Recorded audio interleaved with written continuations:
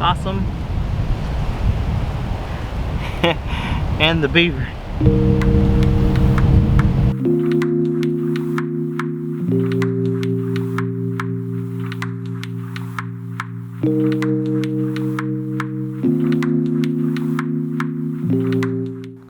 I just found something very interesting, and it's going to be my next subject for camera trapping.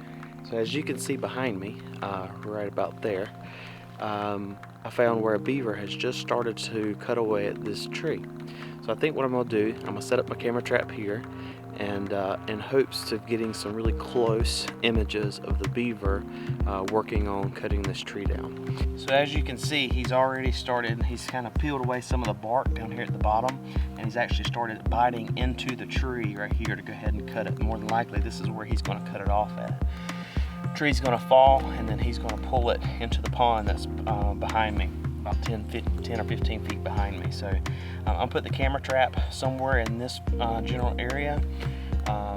And one thing to keep in mind is composition, and then also too, when this tree falls, we don't want it to fall onto the camera. So it's going to go this way, just by the way that it's leaning.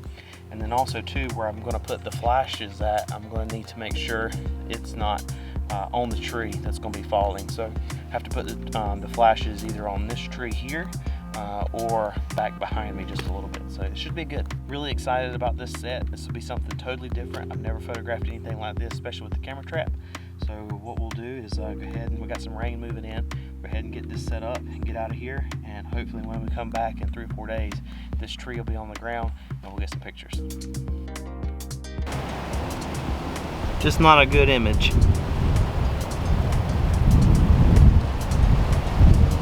So it looks like he came in and started to gnaw on the tree, but then I guess the camera kind of spooked him, so he went around the back side and gnawed on the back side of the tree.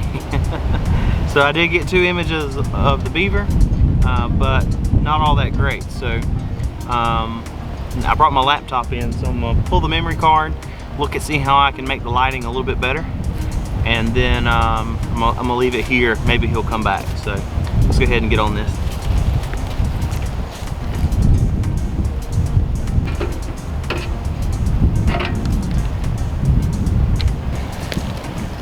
All right.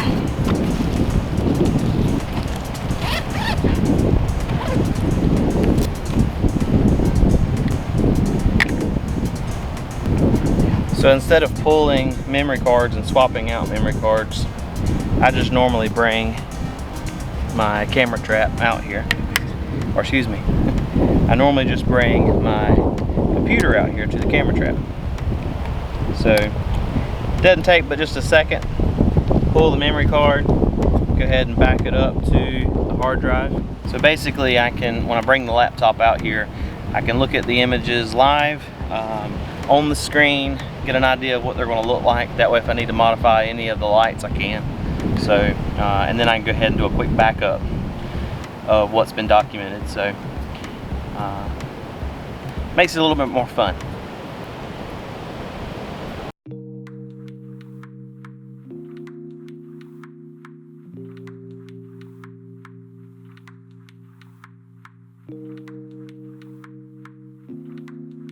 Alright, so after reviewing the images from the beaver set, it looks like I want to change the composition up just a little bit. So I think I'm going to put the camera more on an angle, so that'll give a little bit better composition if the beaver comes back, and then I can change my lights around a little bit, because the image that I got when he walked in front of the tree is going to be kind of boring.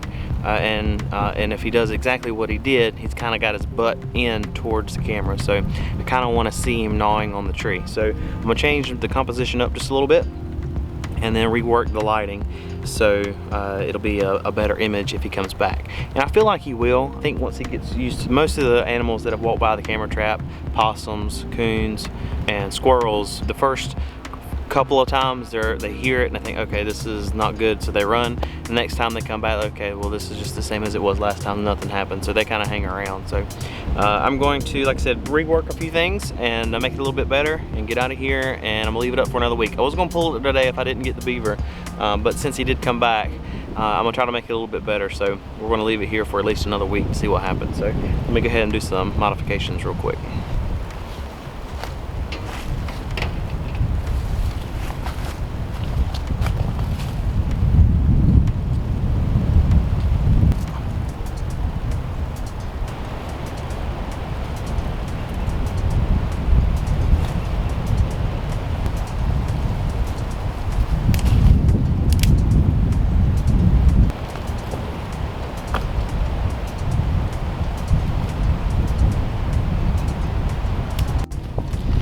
So basically moving the camera from basically right here, shooting straight on, off to the side. So if he comes back and gnaws on either of these trees, it'll be great. More than likely he'll come back and gnaw on this one instead of the one I want him to. But I think it'll be good. Overall, I'm kind of excited. The images I got were not great, but I learned a lot from them. So hadn't checked the trail camera footage yet to see what I got, so I'm curious to see what he did with the little trail camera that's over my shoulder right there. I've got it running for like security and just out of curiosity to see how animals react to the camera trap and what they do after the camera stops taking pictures. So, and to happen to see what walked by that I didn't get on the camera trap. So we're gonna change things up. I like it. I think this will be for the best, and I'm excited. So let's get to it. So I just decided to really quick check the trail camera's footage of what the Beaver did. And you will not believe what walked by the camera.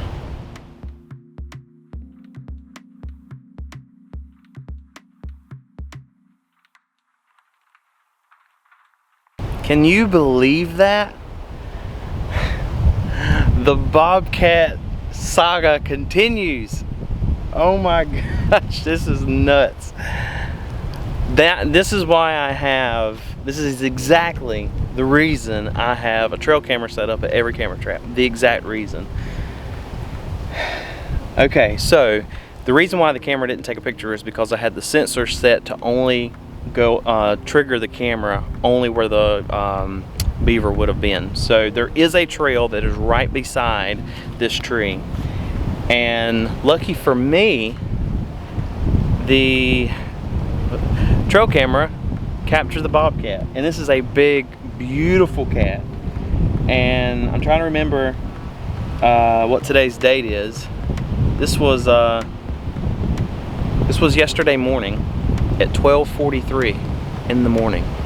I know there's a cat in the area. I've got 2 camera traps going and 3 trail cameras in this block of woods, and I just did capture him as he walked in this little area right beside this camera trap. I got to do some more work. I got to find a different trail in hopes that the bobcat walks in front of it. This is a big, beautiful cat. I am super excited that he walked by, but I'm heartbroken that I was this close.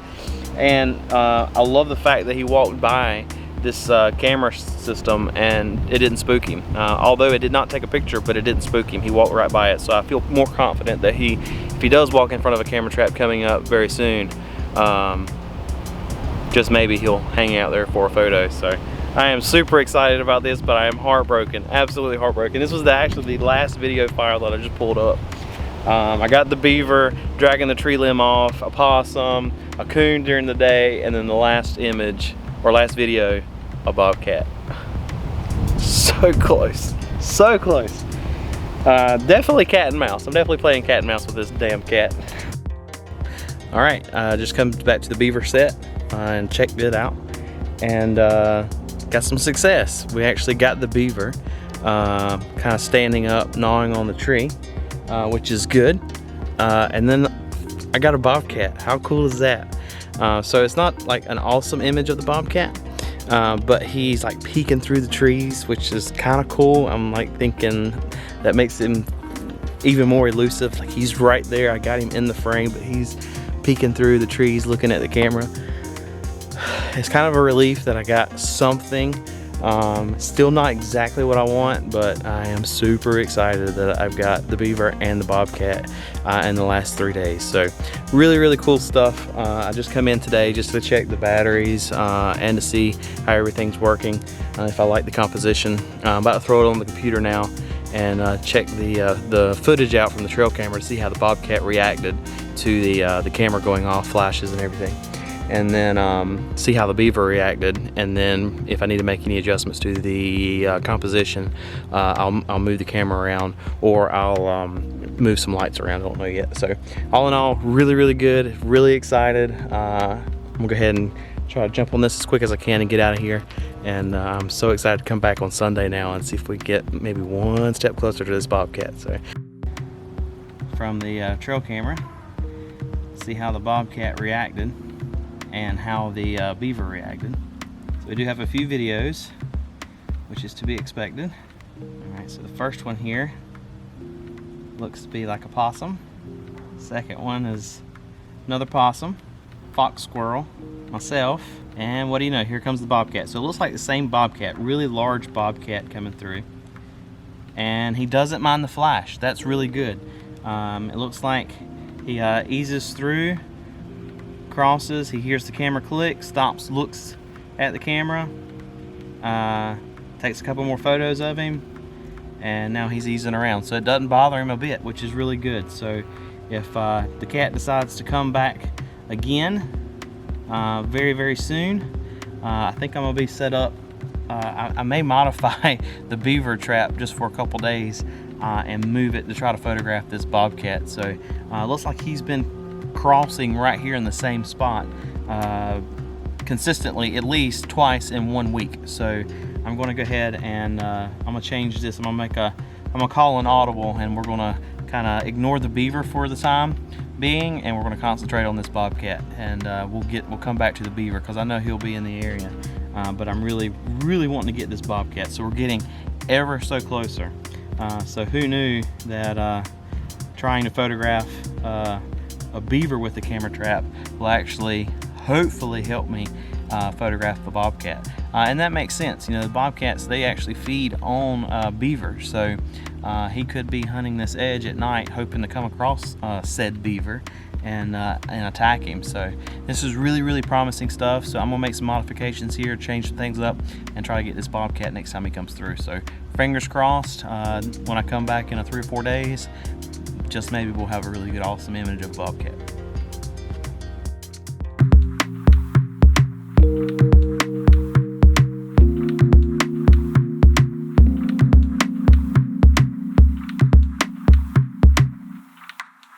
Boys and girls, we are getting closer and closer.